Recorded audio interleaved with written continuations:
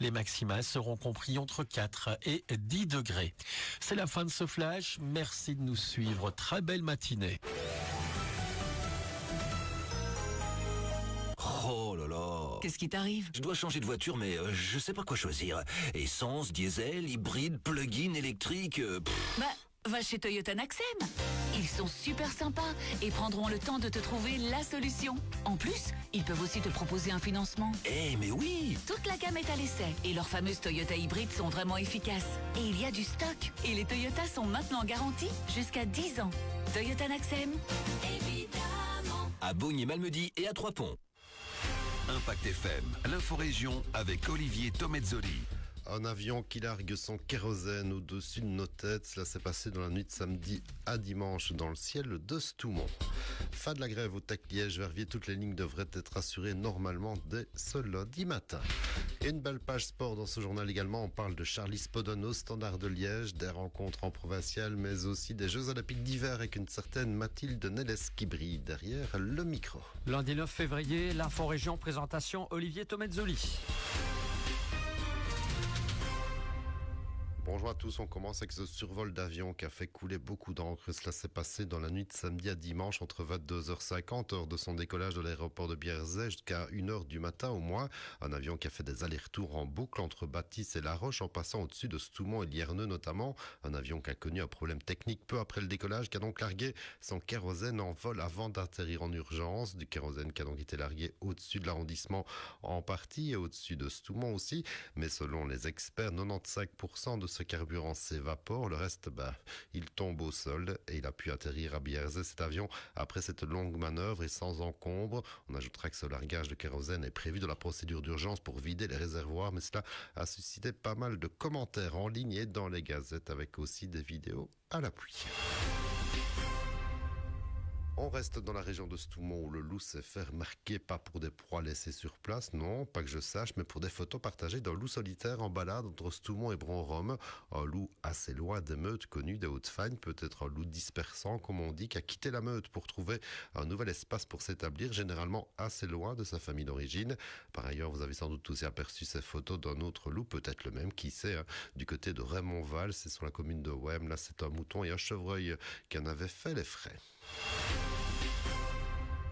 Sur les routes, ça va rouler un petit peu mieux pour les bus du TEC ces prochains jours. Les piquets ont été levés partout devant les différents dépôts dans la province, sauf celui d'Eupen qui est resté fermé encore ce week-end. Mais les chauffeurs vont reprendre leur service progressivement dès ce début de semaine. Fin de la grève donc, après 2 semaines à l'arrêt complet sur certaines lignes. Et je vous rappelle aussi l'appel à la grève générale demain mardi dans toute la province, à l'appel du Front commun syndical.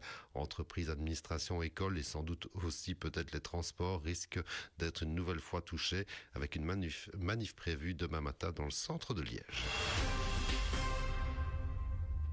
Football, on commence avec cette première titularisation et une montée au jeu pour le jeune Charly Spodon, 17 ans, sous les couleurs du Standard de Liège. C'était hier soir en déplacement au club de Bruges. Charly est monté au jeu à la 67e minute alors que les Rouges étaient menés 3-0 au Jan Bredel Stadium. Charly Spodon qui a débarqué en bord de Meuse en juillet dernier, qui a déjà joué une dizaine de matchs avec les SL16. Le jeune milieu de terrain de Vifa semble en tout cas au devant d'une belle carrière à suivre assurément. Et un peu plus bas chez nous en première provinciale, tout roule pour Malmundaria qui a remporté le choc face à Oris samedi soir au stade Le Chat. Victoire 3 des Dragons qui relègue Oris à 6 points à la 3e place alors que Hans reste collé au grand pont des Malmédias, 2e à un petit point toujours. On notera aussi la nouvelle victoire de Ster Francorchamps 3-2 face à Flémal. Les Sterla étaient encore menés à 10 minutes de la fin avant de renverser le cours du match. Ils remontent dans le top 8 et partagent même la tête de la 3e tranche. En 2C, Stavlos impose 0-2 en déplacement à El Saud B pendant qu'Offray s'inclinait 2-1 à Hunsfeld. Le top 5 reste malgré tout abordable pour les Aufurlins. En 3e série D, le leader Trois-Ponts ne lâche rien. Victoire 1-2 chez les voisins de Sarre pour conserver la tête de la série avec toujours un petit point d'avance sur Oudler. On notera la défaite de Malmundaria B 0-1 face à Labour. Les jeunes dragons qui sont loin d'être rassurés sur leur sort de la série. Bellevaux s'incline également 1-0 à Lonsen et victoire de l'Alliance Haute-Fan 4-2 face à Trois-Frontières. Et enfin, 4e série F, WEM Fémonvilla subit sa deuxième défaite de la saison, la deuxième consécutive aussi, 2-0 en déplacement à Stavlobé samedi soir. Et c'est la première place qui s'envole au profit de Raren et Naten B qui compte 3 points d'avance. De son côté, Sterbe s'incline 3-2 en déplacement à Honsfeld B. Et on termine avec un beau clin d'œil à l'adresse d'une sportive qui aurait mérité sans doute une autre carrière. Je veux parler de Mathilde Nelles-Lofurlen qui était promise au sommet en ski alpin. Minée par de graves blessures, elle a dû stopper la compétition et après un passage aux États-Unis, Mathilde est revenue en Belgique depuis un petit moment déjà. Et pour ceux qui la connaissent ou pas même, vous pouvez la suivre tout au long des Jeux Olympiques d'hiver puisqu'elle est consultante pour la RTBF pour les épreuves de ski alpin. Elle y amène son expérience du haut niveau, son analyse extrêmement pertinente. Bref, chapeau Mathilde. Et on se rappellera aussi qu'un autre Malmédien, Gilles Gentiès, croisé d'ailleurs lors du 3e jeudi gras dans les rues malmédiennes, avait lui aussi été consultant pour la chaîne publique pour la gymnastique lors des Jeux Olympiques de Rio en 2016. Du talent régional, il y en a donc un paquet chez nous sur vos écrans et en coulisses aussi. L'info continue sur notre page Facebook Impact